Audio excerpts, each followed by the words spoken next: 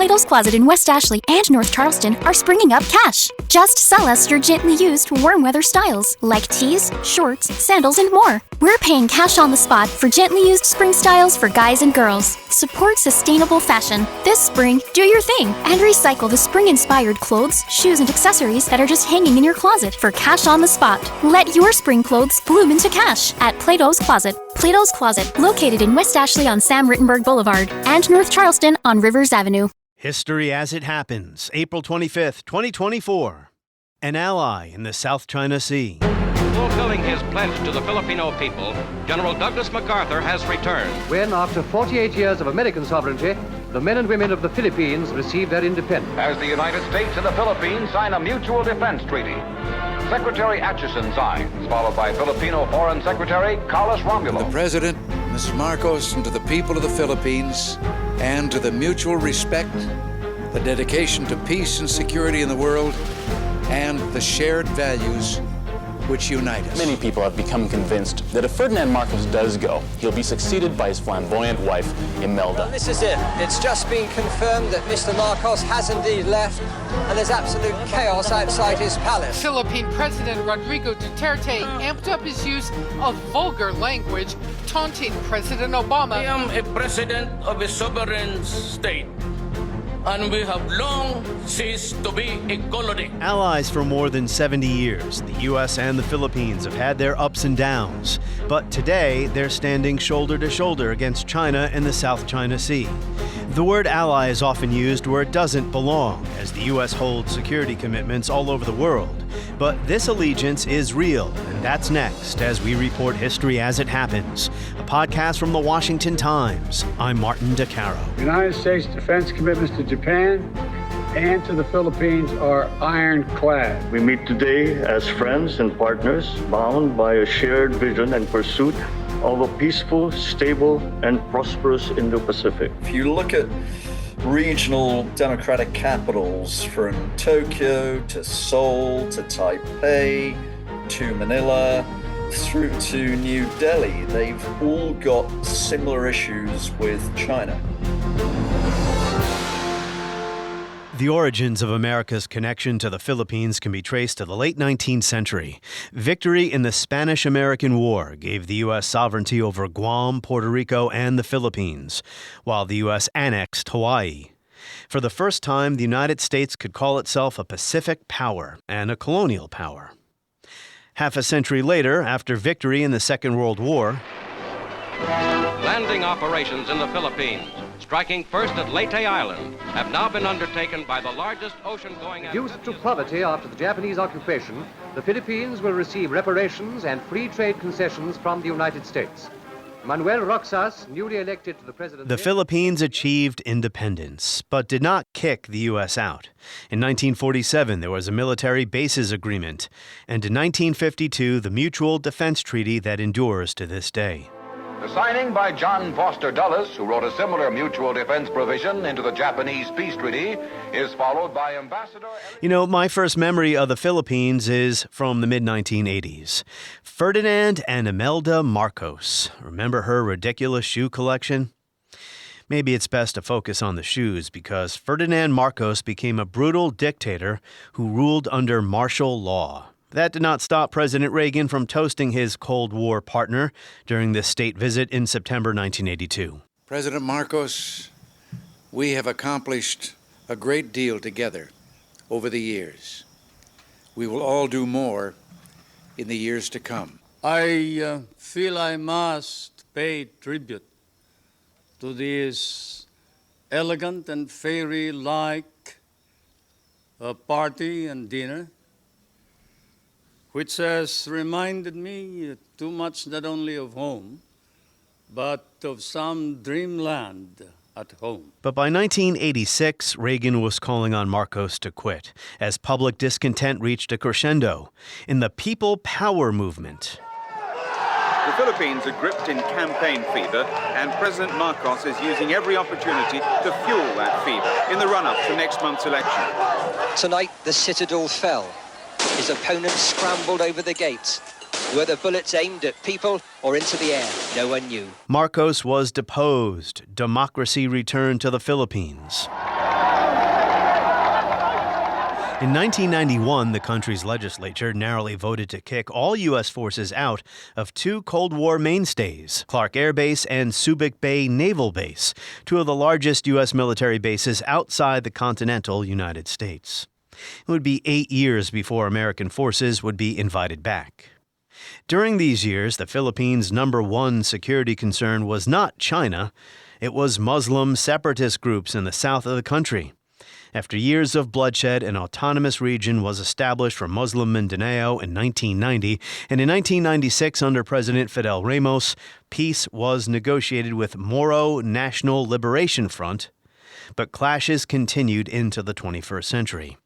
Our second guest in this episode will be Brian Harding of the U.S. Institute of Peace. He is an expert on the region who travels frequently to the Philippines to work on these issues. In a 2022 article for Lawfare, Harding wrote, "While the Philippines harbors deep concerns about China in the South China Sea, it is internal threats to the country's stability that remain Manila's priority and the overwhelming focus of its armed forces, often to the frustration of its U.S. alliance partners. But the reality is that until the Philippines is at peace internally, most importantly in Mindanao, Manila will be unable to focus adequately on the issues at the top of Washington's agenda. Fortunately," wrote Harding, again this is in 2022, "a hopeful but fragile peace process is underway in Mindanao. The initiative has the greatest potential in living memory to deliver a lasting peace, which would eliminate key drivers of poverty, instability, and violent extremism, and strategically would remove a major domestic demand on the Philippine security forces." Again, we'll talk to Brian Harding in a bit. During the first decade of the century, successive Filipino presidents were dogged by corruption charges and coup attempts. There was widespread poverty and an epidemic of kidnappings. But maybe the strangest twist in the U.S.-Philippines relationship came in 2016, when Rodrigo Duterte won the presidency and promised to destroy the narcotics traffic through extrajudicial violence. Thousands were killed. He shunned the United States and sought better ties with China, and Duterte insulted President Obama, calling him in public a son of a bitch and telling him to go to hell, not to his face. I do not have any master except the Filipino people. Nobody but nobody. You must be respectful. Do not just throw away questions and statements. Putang ina, mumurahin kita dyan sa forum na yan. I did shake hands with President Duterte last night. It was not a long interaction, and what I indicated to him is that my team should be meeting with his and determine how we can move forward on a whole range of issues. As I said when I was asked about this in China, I don't take these comments personally because it seems as if this is a phrase he's used repeatedly. This brings us to the present. President Biden held a trilateral summit with new Philippine President Ferdinand Marcos Jr. and Japanese Prime Minister Fumio Kishida a few weeks ago at the White House to cement their opposition to Chinese military action in the South China Sea. As I've said before, any attack on Philippine aircraft, vessels, or armed forces in the South China Sea would invoke our Mutual Defense Treaty. Here is Marcos. It is a partnership born not out of convenience nor of expediency, but as a natural progression of a deepening relation and robust cooperation amongst our three countries. As the AP reports, the so-called gray zone harassment by China has included shining military-grade lasers at the Philippine Coast Guard, firing water cannons at vessels, and ramming into Philippine ships near the Second Thomas Shoal, which both Manila and Beijing claim. In 1999, Manila intentionally ran a World War II-era ship aground on the shoal, establishing a permanent military presence there. So, as I said at the top, the word ally is overused. The U.S. and Israel are not treaty allies. Saudi Arabia is not an ally either. Taiwan is not a treaty ally, but because of congressional legislation, the U.S. is committed to its defense. The Philippines' oldest ally is Washington. The U.S. is obligated to at first consult with Manila and then defend it if necessary in the event of war. As mentioned, we'll speak to Brian Harding of the U.S. Institute of Peace in a moment. First, more on what's happening in the South China Sea and that region from Andrew Salmon, the Washington Times Asia Bureau Chief based in Seoul. Hello, Andrew, from the other side of the world. Martin, hi. So from your vantage point in Seoul, how do China's neighbors view what's going on right now in the South China Sea with China's recent behavior vis-a-vis the Philippines, the collisions and the confrontations with Filipino vessels there? I think they look at it pretty much askance. I mean, if you look at regional democratic capitals from Tokyo to Seoul to Taipei to Manila, through to New Delhi, they've all got similar issues with China. Territorial disputes over fishing areas, reefs, islands, islets, and of course in India, up in the high Himalayas on the line of actual control. So, China is right now in a place where it's really not making too many friends around the region. And these capitals are all pretty well aligned with the U.S. on pushing back against China. There's no single alliance that unites them. There's no NATO in East Asia, but certainly there's, sort of an emerging or a nascent trilateral between Seoul, Tokyo, Washington, also between Manila, Tokyo, and Washington, arguably perhaps a quadrilateral with Canberra also on side. And we're about to see some multinational exercises kick off the Philippines. As for keeping the South China Sea open, free to navigation, I don't think China's actually got an issue with the navigation of commercial vessels. China, of course, relies very, very heavily on global commerce. And I can't think of a single example offhand of China preventing commercial shipping transiting through the area. What it does have an issue with is warships transiting through the area. Rather unsurprisingly, the navies of regional forces, and most notably the US, but also including such distant powers as Australia and the UK, are challenging these Chinese, particularly their base builds in the South China Sea, with freedom of navigation operations. Yeah, you could say this is really about U.S. hegemony in the region that China believes it is challenging because the Philippines are part of the so-called, first chain of islands, correct? First island chain, yeah. First island chain. Strategically, why is that important? Well, that's critical. I mean, if the PLA Navy ever wanted to break out into Blue Water Pacific away from its coastal bases, for example, if it ever wanted to blockade or encircle Taiwan, it needs to break through and beyond the first island chain. And that's hugely problematic now because, again, due to the capitals in this area's viewpoint towards China at present, this very assertive Chinese behavior, arguably the first island chain is now closed to the PLA Navy in the event of hostilities. Of course, they're still free and open waterways. So what's happened just in the last 2 years is that Japan has fortified the southern Ryukyu Islands, which are northeast of Taiwan, with missile bases critically in Miyako, which dominates the Miyako Strait, the key transit passage for shipping south of Okinawa.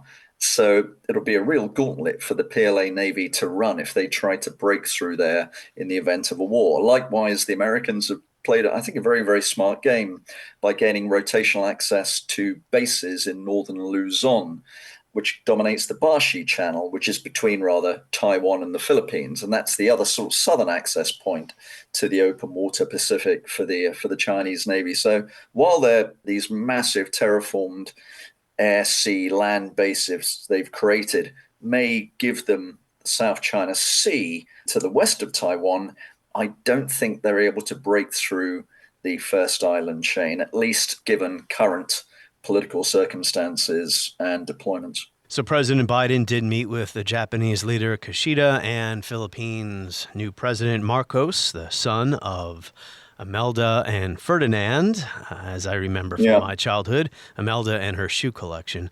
The summit results, did they ripple across the region? Did they get much notice in South Korea, for instance, where you're based? South Korea, no. South Korea is kind of the odd democracy out in the region in that its foreign policy has traditionally been focused really on a very, very narrow frontage. Korea traditionally looks at the United States, Japan, China, and a little bit of Russia. It doesn't sort of involve itself elsewhere. And this has been the foreign policy for decades. So the current president, President Yoon Suk-yeol, is pushing a very, very new policy line when he's speaking in support of both Taiwan and the Philippines. But whether that translates into any actual or physical support is another question. And of course, he's now under pressure given the recent election results here. But the rest of the region, I think, just to come back to the point I made earlier, there is increasing distaste for China's assertiveness in the region.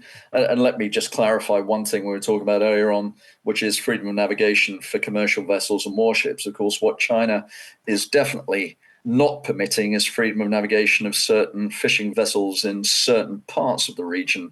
South Korea, Japan, Taiwan, the Philippines, they all have this problem with Chinese maritime militias, these centrally directed fishing fleets, and with the Chinese Coast Guard. So, I think in many ways that summit and the election of William Lai in Taiwan earlier this year, the most anti-Chinese of the Taiwanese presidential candidates, really should be a wake-up call for China to sort of rein itself in and stop making enemies all around its periphery.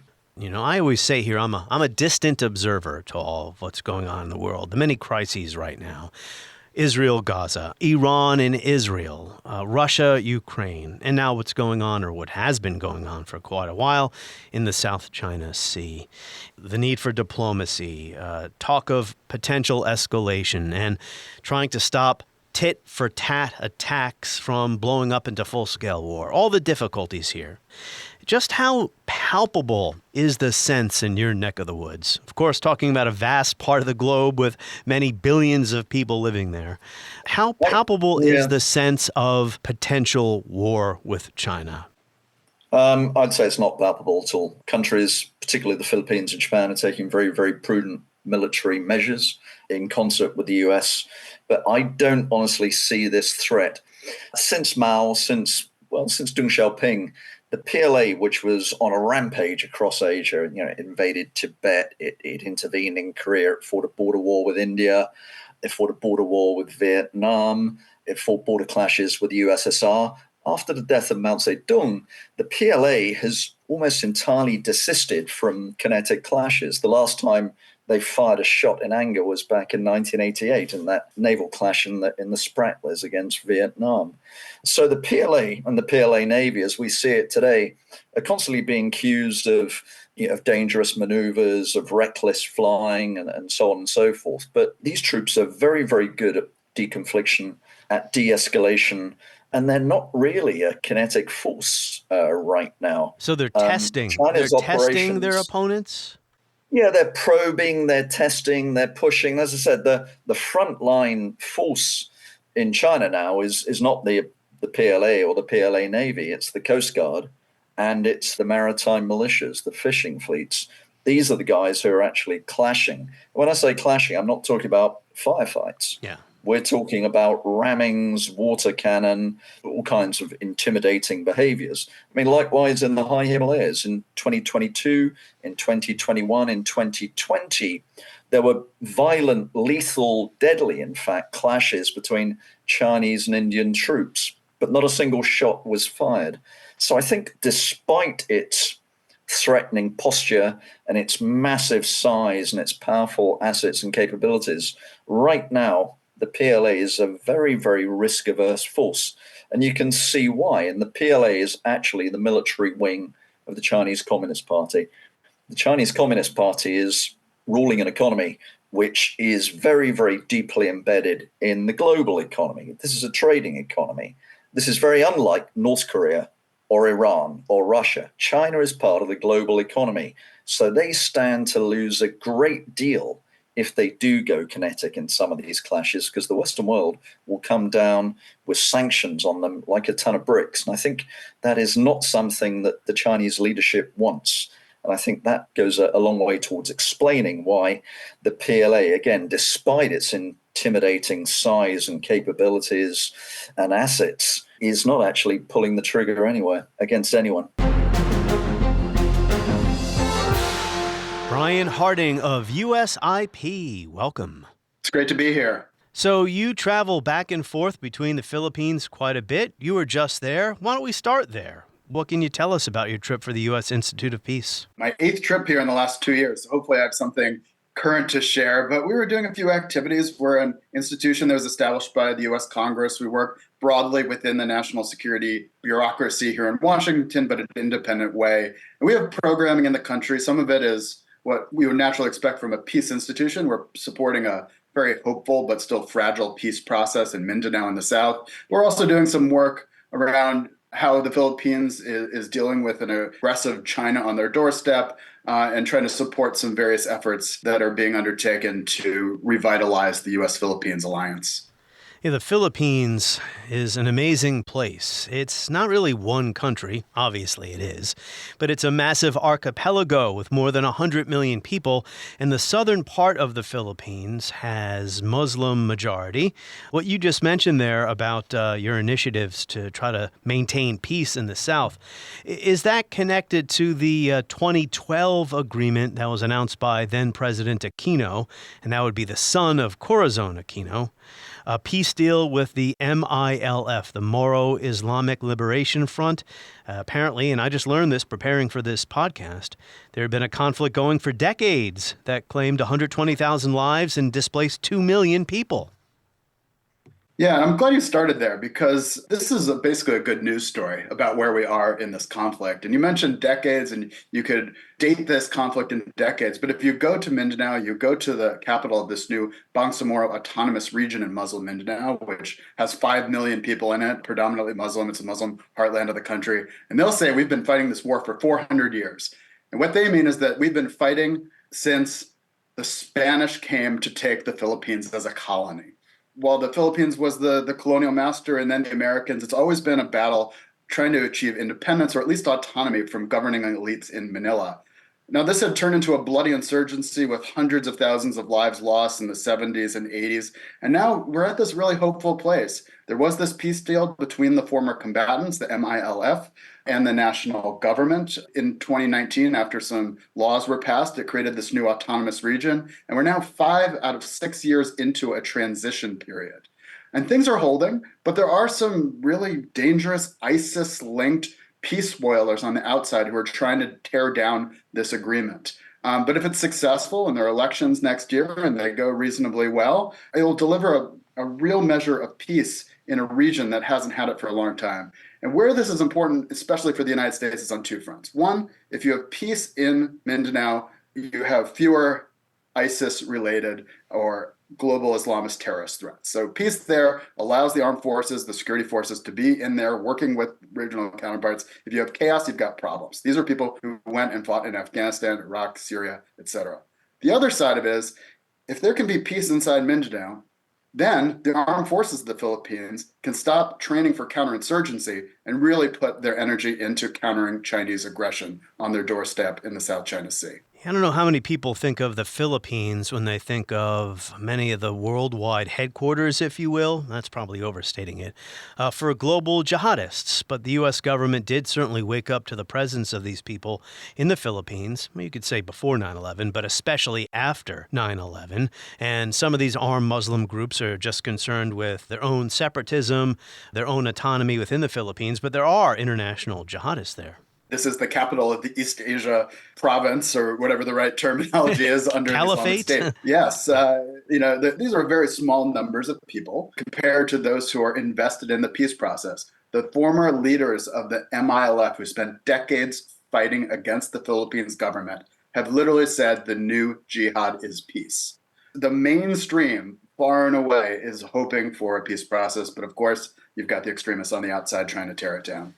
You know, my podcast is all about the origins of current events, so I appreciate the fact that you brought up that some of the participants in that conflict were looking back to 400 years ago, and the arrival of the Spanish just goes to show you how, well, the past is not even past. It colors, it informs the way we approach our current problems or fight with our neighbors.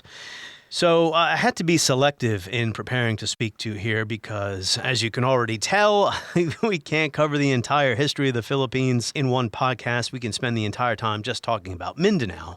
But the U.S.-Philippines relationship goes back about 100 years, more than that. Spanish-American War, the U.S. became a colonial or an imperial power in the Philippines right up until 1946, with the exception of the 3 years the Japanese were occupying the Philippines during the Second World War. Philippines gains its independence in 1946, and it maintains a close security relationship with the U.S. right from the beginning. There was a communist insurgency right from the get-go. The U.S. and the Philippines agreed to some basing agreements, and then there's the treaty in the early 1950s. So my question eventually here, Brian, is it fair to say, though, that over the decades, the U.S. and the Philippines have had their ups and downs? I think that's absolutely fair to say, but I'll also commend your attention to history. And I think history really is where you need to start in U.S.-Philippines relations. You have to remember that this was the major U.S. colony. And we also have to reflect the fact that the United States was a colonial power.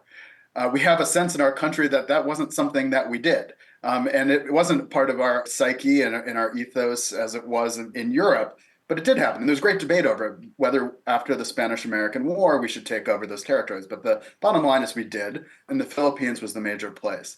You know, Filipinos will say that, we're one page in your book and we're the whole book. You're the whole book for us. And I think that's a little generous. I don't think many Americans realize that this was the heart of an American colonial empire. This continues to bind us in really important ways, but there's overhangs of it too. There are 4 million Filipino Americans. Everybody in the Philippines has a cousin, in California or something. They're really deep ties. If you show up in the Philippines, it feels more American, culturally familiar than any other place in Asia, without a doubt.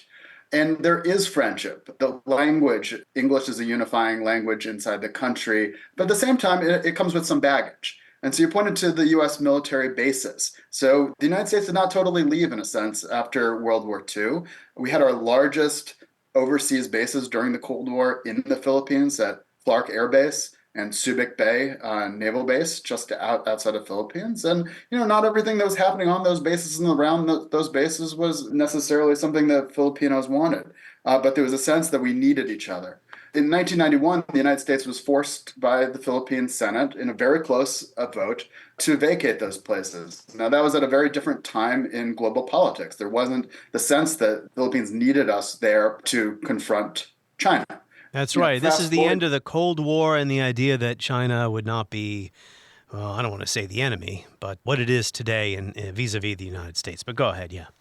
That's right. I mean, it seemed okay in 1991 to leave the Philippines behind with a hollow force and no U.S. footprint behind.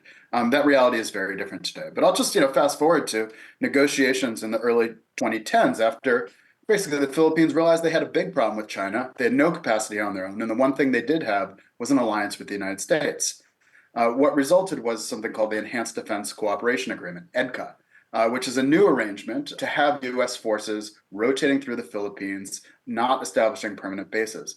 But I was part of those conversations that led to EDCA when I was working in the Southeast Asia Policy Office at the Pentagon. And, it was interesting to watch how the history overhang those negotiations. I mean, there's a hesitance on the Filipinos to, invite the United States back in, this former colonial power. Some might argue a neo-colonial power during the Cold War. Making that work with today's reality was a real puzzle. And I think what we resulted in is a new type of security arrangement that doesn't have large amount of Americans living at large fixed bases, but instead of a new type of alliance cooperation. Initially, Americans had access to 4 bases. Now it's up to 9.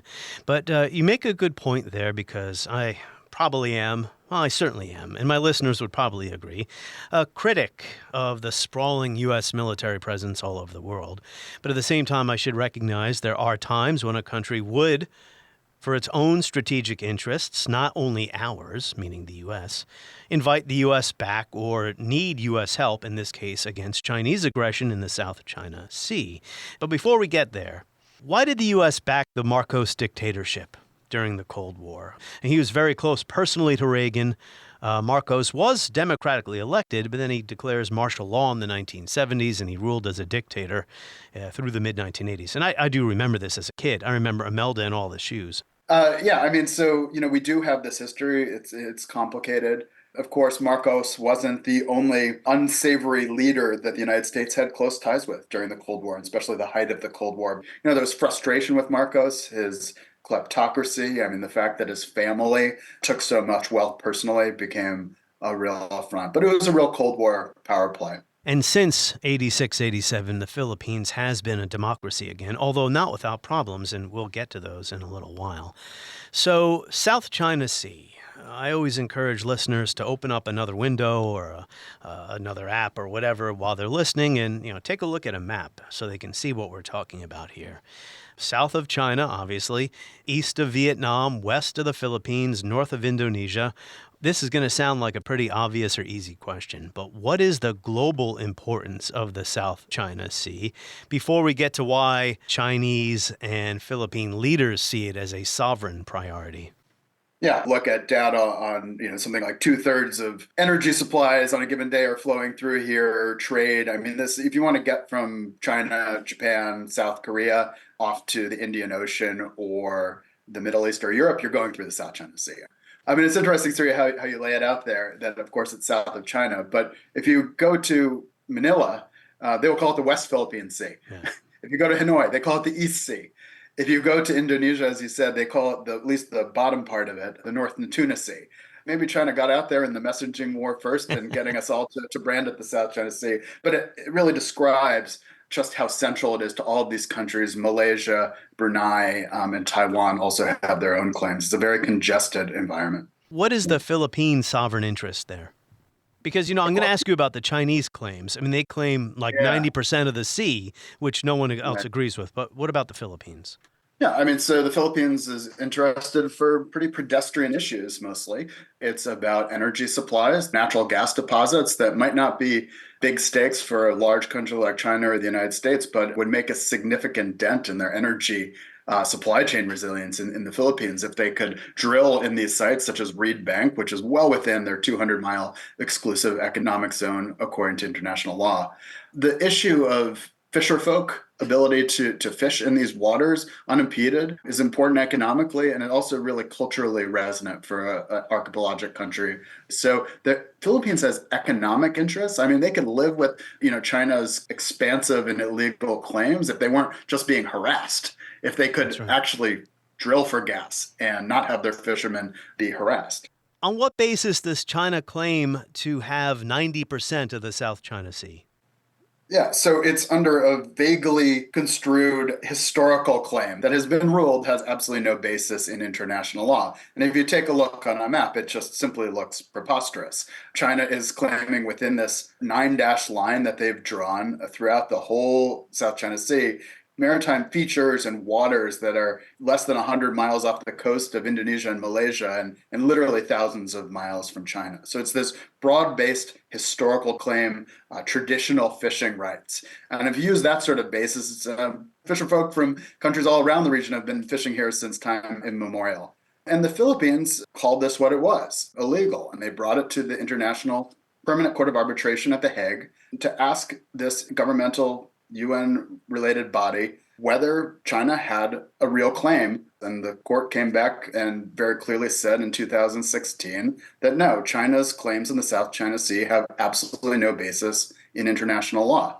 Yeah, the United Nations Convention on the Law of the Sea. What was China's response to that ruling?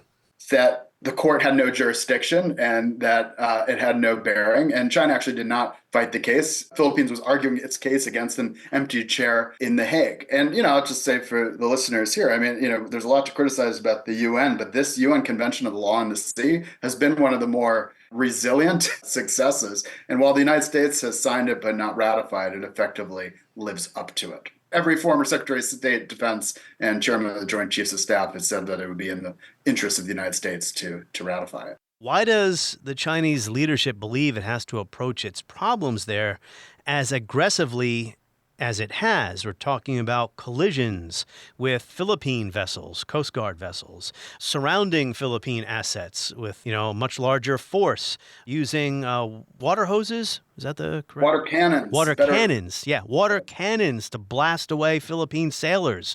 No one's been killed, but several have been injured. Why do it that way? China's just locked itself in, much like politically into its body politic. It's drawn a map with their pledged sovereignty over the South China Sea and put it in their citizens' passports, literally. Xi Jinping has put this up right alongside Taiwan, Hong Kong, Xinjiang on key core interests. So in a lot of ways, they've really boxed themselves in, at least rhetorically. But it really doesn't explain why they're so aggressive in a tactical level with those water cannons and other things against Philippines vessels. And it really gets to the heart of the matter, too. So one thing we didn't talk about explicitly earlier is that the United States and the Philippines have a mutual defense treaty in place. Just about to bring that up, but go ahead, yeah. And the United States has been very clear that in trying to deter Chinese aggression and saying that an armed attack on a Philippine vessel, including Coast Guard or armed forces in the South China Sea, it would be considered an attack on the Philippines, and that therefore the Mutual Defense Treaty would apply. Now, the treaty says we should consult. It doesn't mean we should all of a sudden strike. So there's some ambiguity in there. But China with those water cannons that has injured Filipino sailors, just a hair away from one of those people falling in the ocean and dying and all of a sudden having a real crisis and a potential flashpoint for U.S.-China conflict. The word ally, Brian, is overused. The U.S. and Saudi Arabia are not allies, or there's no treaty there. The U.S. and Israel are not treaty allies. However, as you said, the U.S. and the Philippines have had a treaty since 1952, and the U.S. does have to come to the Philippines' defense in the event of war with China. But, what's a war versus a collision between a couple of Coast Guard boats? What form can the defense take? I think the nuances you're describing are really valuable. What is an ally? And, we tend to focus too much on, when does the treaty kick in, right? And realize a lot of these treaties are ultimately what's written down is we're going to consult, right? And at the end of the day, it's about political will, trust, relationships between establishments, between leaders. In the Asia-Pacific, U.S. officials will routinely say we have 5 treaty allies in the Asia-Pacific or Indo-Pacific region. 4 of those come out of the San Francisco Treaty System in the early Cold War, and that's Japan, South Korea, Australia, and the Philippines. Thailand is sort of the late addition. There's an interesting story to be had about whether Thailand is an ally. There isn't a mutual defense treaty in there. But anyway, among these 5 allies, and by the way, New Zealand was in with Australia before it wasn't, and since the 1980s and some decisions they made. But, in a lot of ways, you had sort of 2 tiers of alliances in East Asia. You had Japan, South Korea, and Australia at the top, where these are highly integrated alliances, a lot of trust between leaders in the United States and those countries, a very clear understanding of why we're in these alliances. But the Philippines, sort of been on this second tier. I think what's happened in the last 2 years is that, and certainly over the last year in particular, and this is under the new President Marcos Jr., who's really doubled down on the alliance. All of a sudden, the Philippines is moving into that top tier of U.S. allies. The Philippines' geography is always going to be its most important asset. If the United States is fighting a war or trying to deter China, whether or not the United States has access to the Philippines archipelago is really fundamental to any sort of defense planning. So Philippines has not invested in its defense, is starting to do better, starting to become more professional. But at the end of the day, no matter what the Philippines has, they've got their geography. Right. And so it matters. It's always going to matter. And now you're getting a level of seriousness in the relationship and trust. And it's beginning to get the resonance with something like the U.S.-Japan alliance, where there's structures underneath it and trust, at least in Washington, that partner is not going to get us into some war that we don't want to be a part of. We started talking about what was going on in the southern Philippines, Mindanao, which has been just as important to Manila as what's been happening with China. But if peace can be sustained in the southern Philippines, I think that's what Marcos has in mind here, as he now can focus more attention on what's happening outside the country, meaning China. He has sought partnerships or security agreements with 7 countries since last year, a total of 10 agreements. Vietnam, Australia, he's been to Europe. So he's really trying to make this a global issue based on the importance of the South China Sea to the entire world. In general, if you take a poll in the Philippines, you'll find that the United States is incredibly trusted, incredibly attractive, and China is not trusted and very unpopular. I mean, that's just sort of been the trend. And the sentiment's even stronger inside the national security establishment and the armed forces of the Philippines. We've had a very strange interregnum from 2016 to 2022 under the former president, Rodrigo Duterte, who had a personal grudge with the United States. And he also had the reasonable idea of, well, let's try to be nice to China and see if they invest more in their country and behave a little better in the South China Sea. There's a lot to unpack there, but at the end of the day, that bet failed completely. And I would say that was just a bit of a deviation and a major speed bump for the U.S.-Philippines relationship. And now Marcos has really just turned things on its head and said, we're going to shine as much light as possible on what China is doing today, yesterday. They're embedding media, domestic and international, on Philippine ships going out and contending with Chinese harassment. They're also trying to build out a network of security partnerships. The United States is at the core. Japan and a U.S.-Japan-Philippines trilateral relationship is sort of a next level. They're deepening ties across Europe. Now, what they would like is some of their neighbors, Vietnam, Indonesia in particular, to be a little bit more public in the concerns that they're seeing. Take a page from what the Philippines is doing in their aggressive international media campaign. And India, too, which has mostly been silent about what's been going on in the South China Sea. But it seems each of these countries has its own problems with China. That's right.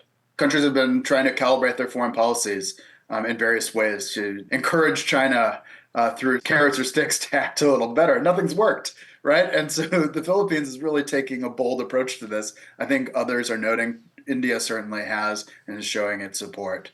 But again, some of those quieter Southeast Asian countries who have similar challenges with China, Philippines is hoping to show a way that their approach actually will create better outcomes as it relates to Chinese aggression. And by deepening these security relationships with the United States, Japan, Europe, that will also bring economic benefits to their countries. What is China's design here? I mean, do they really want to turn the South China Sea into a so-called Chinese lake? China wants a veto on anything that happens in the South China Sea. I think they do want it to be a Chinese lake. They also want the United States out of East Asia in general, right? So they're pushing, through what many call gray zone tactics, aggressive tactics just short of war, to sort of test where the United States and its allies might really put down their foot. And I think we're sort of coming to a point here. We're getting a little closer to identifying exactly where the United States' allies might put down its foot. But that does scare me, because here's the problem, right? Philippines leaders rightfully feel threatened by Chinese aggression in the South China Sea. So the Philippines leaders, Marcos, who happens to be the son of Imelda and Ferdinand, seek partnerships to defend themselves, or in the case of the U.S., renewing stronger ties that were weakened a bit under Duterte. But then China sees this as being provocative. And this is the problem in international relations for centuries. We're acting defensively because you're being provocative. Well, then the other side says, no, your defensive actions are actually provocative. We're going to defend ourselves even more. So you get the cycle of escalation. And China's officials, whether we believe them or not, have said that what the Philippines is doing here is provocative, defending their interests. But I mean, that's how it goes. Yeah, there's no question. This is a flashpoint. We look at Taiwan as a potential location where the United States and China could come to blows. Certainly the Senkaku Islands that China disputes with Japan, and the United States is also committed to defending Japanese interests. Those, I think, have long been seen as the key flashpoints. No, but I absolutely think that the dispute between China and the Philippines, is another place. And it's around particular locations, too. So there's this very strange situation around the so-called Second Thomas Shoal, where you have a rusted ship that the Philippines beached on a reef where there is a small contingent of Marines that China is hoping to push off there. The Philippines has to resupply it every month. There's a monthly showdown here between Philippines resupply vessels, Coast Guard, and the Chinese. The other location is Scarborough Shoal, a feature in the South China Sea that's pretty close to the Philippines. It's actually a place in 2016 where President Obama threw down a real red line for President Xi. This was after China had built the military bases on the other features that it had already occupied in the Spratly Islands. It looked as if they might build on Scarborough Shoal. And right there, the line was drawn in the sand, and China didn't build on Scarborough Shoal, which it had just taken over. That's interesting.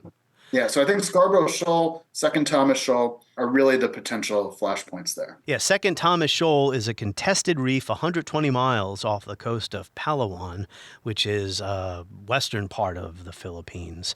Does the United States have military assets in the Philippines now that if they were needed, say, tomorrow to defend, I don't know, some Philippine vessels, they'd be available? So the Philippines vessels that are resupplying the small Marine contingent on Second Thomas Shoal are surrounded by Chinese maritime militia and other Chinese vessels. There's no way the United States, absent of actual patrol to guide these Filipinos, they're not going to be able to get there right away. But there are plenty of options to respond. My conversations with U.S. officials out at Indo-Pacific and Hawaii, I mean, there's a whole range of tactical things that can be done, but we need to make sure that's nested in a broader strategic approach that's not going to bring us into, the third, fourth order effects that you're alluding to. So what do you make then of Lloyd Austin, U.S. Defense Secretary, who was on the phone the other day with his Chinese counterpart, Dong Jun, trying to reestablish communication to avoid something like this turning into a shooting war? I mean, talking's better than not talking. I don't know if anything's going to be agreed on these calls, but certainly it's a critical way to signal. The Chinese leadership dynamics are such that Xi Jinping really is calling all the shots. So if you're not talking to him, you better be talking to someone very high up. And whoever's the two-star equivalent to the Indo-Pacific policy chief, that's nowhere on the ladder, right? So the more communication there can be at that very high level, it's important. Final question for you. You've been doing some writing about the summit here. Most of the attention was on the Japanese leader Kishida, but Marcos was also there. I think you call this a mini-lateral. There are multiple mini-lateral agreements now between the U.S. and its allies in this part of the world. What is the significance, or what came out of Biden, Kishida, Marcos? Yeah. So I think if you went and talked to the top Asia or national security advisors generally at the White House, what has been a hallmark of this administration's approach to the Indo-Pacific, one thing they would tell you is that we've strengthened our bilateral alliances, which I think is true, and that we've started to network them into a lattice work of trilateral and minilateral agreements. And basically what they're saying is, instead of just U.S.-Japan, U.S.-Philippines, they're making U.S.-Japan, Philippines trilateral meetings, U.S.-Japan, South Korea, the Indo-Pacific Quad that includes India and Australia, just sort of new arrangements that I think among the bipartisan chattering class in Washington, everybody supports these ideas. It's a united front is always a good thing. This was President Marcos Jr.'s second visit to the Oval Office in 2 years. Suffice to say, there were 0 visits by former President Duterte to the White House in his 6 years. Prime Minister Kishida really needed this visit to Washington for his own political standing in Japan. And it's amazing how he let the limelight off a little bit and brought in Marcos. I mean, it sort of shows how important he thought it was to sort of lock in this U.S.-Japan-Philippines trilateral arrangement. The Philippines and Japan have a very strong, positive relationship, but their security ties are just starting to get going. Trilaterally, there's more to be gained. I think Japan and the Philippines are about to sign a reciprocal access agreement for their armed forces. So we're going to see a lot of trilateral military exercises coming up. As the United States develops these EDCA sites, these Philippines bases where the United States is going to be rotating through and exercising regularly, I think you're going to see some Japanese involvement in those, Japanese forces, Japanese construction, financing to sort of help with this joint endeavor. And I think from my perspective, it's an unqualified good to have this trilateral relationship. Well, how times have changed. The Philippines wanting to see the Japanese military. Yeah, I mean, ironic that, they're two colonial powers that, we just need to get the Spanish involved or something, I guess. on the next episode of History as It Happens. Pro-Palestinian protests, or as some would say, anti-Israel demonstrations are breaking out on major college campuses. And in my neighborhood here in Washington, I recently saw a poster stuck to a lamppost that said, "Zionism is racism is fascism." What is Zionism? What are its origins? What does it mean today? That's next as we report History as It Happens, a podcast from the Washington Times. Hello, Saver. Whether you're saving for that trip to the tropics or saving for an emergency, now is the time to take advantage of Wells Fargo's savings options.